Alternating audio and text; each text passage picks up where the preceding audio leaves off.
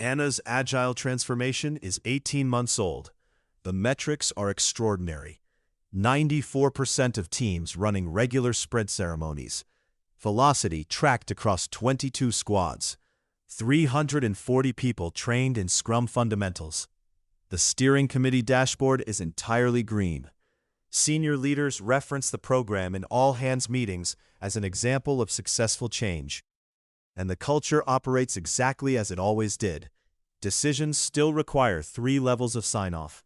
Teams still wait for approval before acting on risks they can see but cannot resolve without authority. Budget is still allocated annually rather than quarterly. The organization has learned to run Scrum ceremonies inside a system that was not designed for the outcomes Scrum is supposed to produce.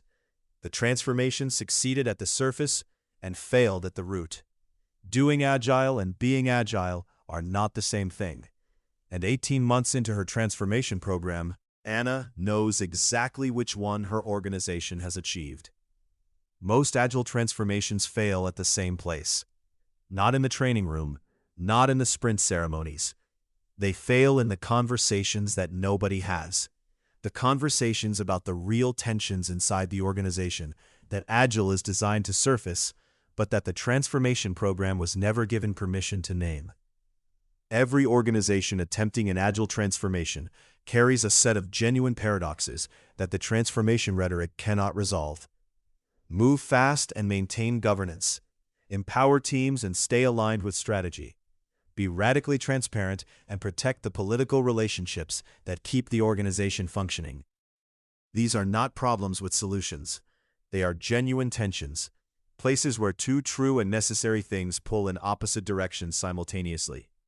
And most transformation programs respond to them by pretending they do not exist, or by declaring that Agile will resolve them without ever specifying how. Anna has been in steering committee meetings where she could feel the unspoken tension in the room. Everyone knows the transformation is performing, not transforming. Nobody says it. The dashboard is green. The metrics are strong.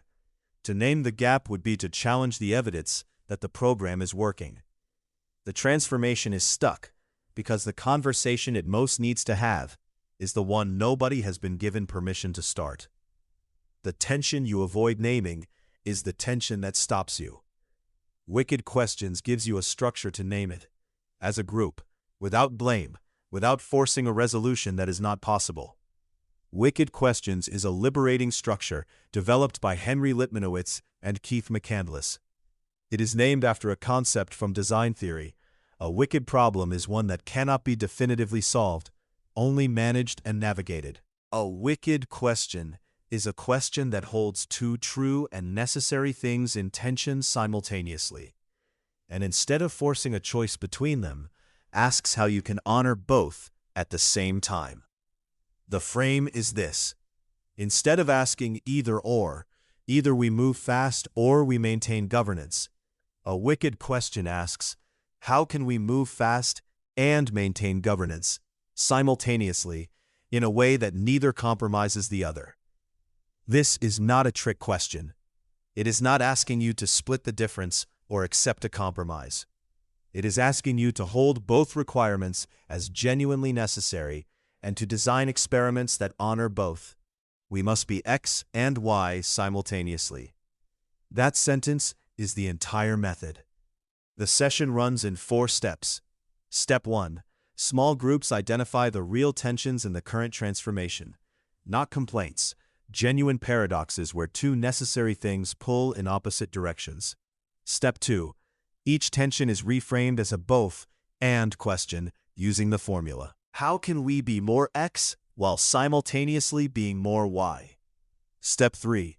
The whole group identifies the most energizing paradox, the one that, if addressed, would unlock the most stuck energy in the transformation. Step 4. One concrete experiment is designed that attempts to honor both sides of the chosen paradox simultaneously. Here is what makes Wicked Questions different from every other conversation about transformation tensions. It does not ask which side wins. It does not ask teams to accept the tension and live with it. It asks for an experiment, a small, time-bounded reversible action that attempts to demonstrate that both things can be true at once. The experiment does not need to resolve the paradox. It needs to move it. Naming the paradox is the first act of leadership. Everything else follows from there. Anna does not bring the dashboard to the leadership session. What are the tensions in this transformation that we have been treating as problems to solve rather than paradoxes to hold? 8 leaders, 3 small groups, 10 minutes. The conversations that follow are unlike any Anna has facilitated in 18 months of transformation work. One group names the transparency paradox immediately. The organization has said it values radical transparency but punishes leaders who surface bad news early. Another group names the empowerment paradox. Teams have been told they are empowered, but every significant decision still requires executive sign-off. A third group names the speed paradox. The transformation is supposed to enable faster delivery, but compliance, procurement, and change management processes have not changed. 4 questions on the board. All, both, and all real. How can we be radically transparent and protect the safety of people who surface problems? How can we fully empower teams and maintain strategic alignment without constant escalation? How can we move at agile speed and satisfy compliance frameworks designed for a different era? And how can we invest in long-term cultural change and demonstrate quarterly return on the transformation investment? 8 leaders, 4 paradoxes. All had been present for 18 months. None had been named out loud before. The group chose the empowerment paradox. They designed one experiment. 2 teams would be granted full decision-making authority within a defined strategic boundary. They could decide anything within that boundary without escalation for 6 weeks. The results, what they decided, what happened, what the boundary needed to be, would be reviewed in the next steering committee. 6 weeks, 2 teams, 1 boundary, 1 experiment that honored both sides of the paradox without claiming to resolve it. The 2 pilot teams had made 43 decisions within their defined boundary. 0 escalations required. 3 of those decisions, assessed retrospectively, would have taken between 6 and 8 weeks to resolve through the standard approval process. They were resolved in an average of 2 days. At the steering committee, Anna did not show the transformation dashboard first. She showed the experiment results. The conversation was different from any previous committee meeting. Concrete, curious, data-driven. The committee voted to expand the pilot to 6 more teams and to narrow the escalation requirement from any decision over $10,000 to any decision over $50,000.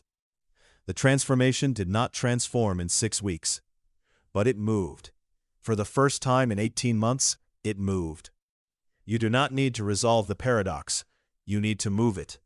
Wicked Questions is the structure that starts that movement by giving a group the language and the permission to name what everyone already knows.